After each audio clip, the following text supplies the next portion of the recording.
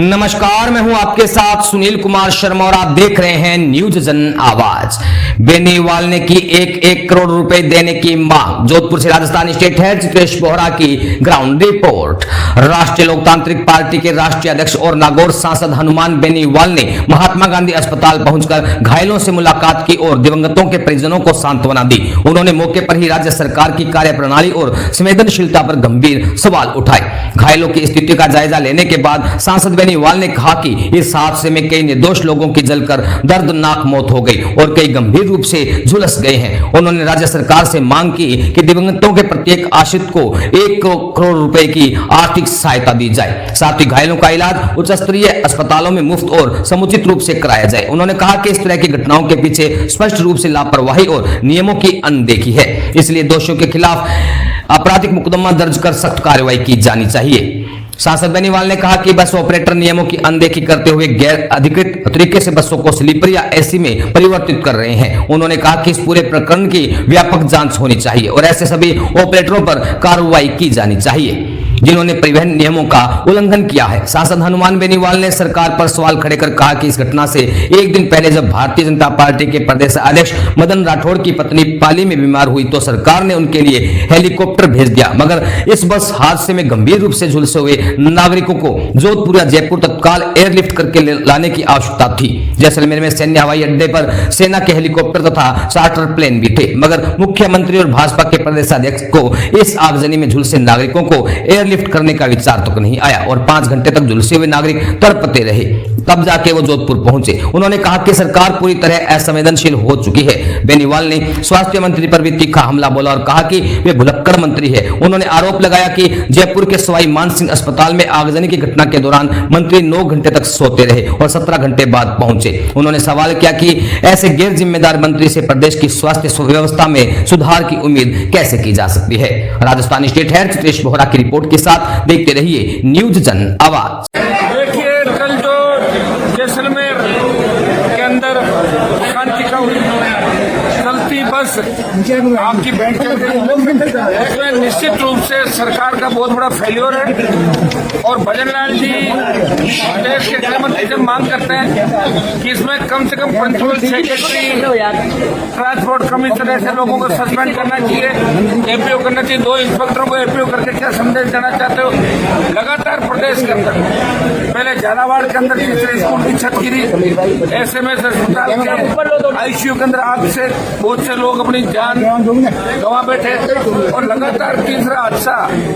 और परिवहन मंत्री जहाँ से आते हैं डिप्टी सीएम, उनके इलाके में गैस त्रासदियां जो पिछली बार हुई, इस बार जो गैस टैंकर था, गैस सिलेंडर जो रखा था उसके अंदर बड़ी त्रासदी हुई और परिवहन मंत्री जो प्रदेश के मुख्यमंत्री है उनको इस मामले में सफाई देनी चाहिए। मैं तो परिवहन मंत्री से इस्तीफे की मांग करता हूँ। इतने बड़े हादसे हो रहे हैं, कहीं आपके इस्तीफे से क्या पता सुधर जाए। अरे मेरे तो लग रहा है कि प्रदेश को नजर लग गई और प्रदेश तमीज नहीं है। बहुत बंद करो इसको, फोन नीचे गिरा दिया। गलत दिशा की ओर चल रहा है। तमीज तो है नहीं, आप करके दिखा दो। आप भी देख तो बहुत गलत दिशा की ओर चल रहा तमीज है। है नहीं। आज जो हालात है, क्या कोई नहीं, फोन नीचे गिरा हुआ है। मैं अलग लूंगा ना आपको, अलग लेना भाई जान। प्रदेश गलत दिशा की ऐसे पत्रकार ऐसे करोगे तो कैसे काम चलेगा? बता अब आप भी बचे हो, बाकी लड़ते सब आप जो उनका फोन लो, दे दो। ठीक है, बाद में ले लेंगे। अब ले लो तो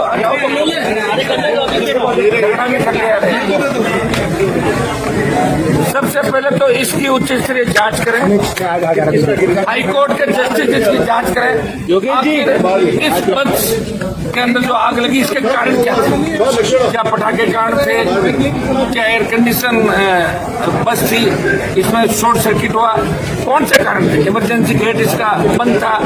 आखिर क्या लालच हो गया बस वालों को? और आजकल तो सड़कों पर चाहे जहाँ बस की बोडियां बन रही है, रातों रात बस तैयार हो रही है, एसी कोच हो रहे हैं तैयार, वो बना रहे हो आप, जगह जगह फिटनेस के आप उनको लाइसेंस जारी कर रहे हो, फिटनेस के सर्टिफिकेट दे रहे हो, कोई सुरक्षा के मानक नहीं, कोई जिस तरह सीटें अंदर होती है, चौड़ाई सीट की किस तरह की होगी, कोई चेक नहीं कर रहा है। ये बहुत बड़ी लापरवाही है। और भजन लाल जी तो मैं कहना चाहूंगा, भजन लाल जी जब से आप आए हो 2 साल के अंदर सिवाय त्रासदियों के राजस्थान में कुछ भी नहीं हो रहा है। तो या तो आप 3-1 महीने छुट्टी चले जाओ, क्या पता राजस्थान ठीक हो रहा है की बात नहीं, और उसके बाद भी ठीक नहीं होता था वापस आ जाओ। मेरा भजन लाल जी से आग्रह कि आपके आने के बाद राजस्थान के अंदर लगातार हादसे बढ़ रहे हैं, कानून व्यवस्था चौपट हो गई, अधिकारी सीएम का कहना नहीं मान रहे, और सीएम की मजाक अधिकारी अपने चैम्बर में इनके जितने भी जो सीएम की टंगशीप होती है, जब वो सारे वो लेके और मजाक उड़ाते हैं, ये है हमारे सीएम। इससे बड़ा दुर्भाग्य राजस्थान नहीं हो सकता। इसकी त्रासदी के लिए मैं मांग करता हूँ सरकार से कि 1-1 करोड़ रुपए जो भी मृतक है आगजनी के अंदर उनको 1-1 करोड़ रुपए दिया जाए।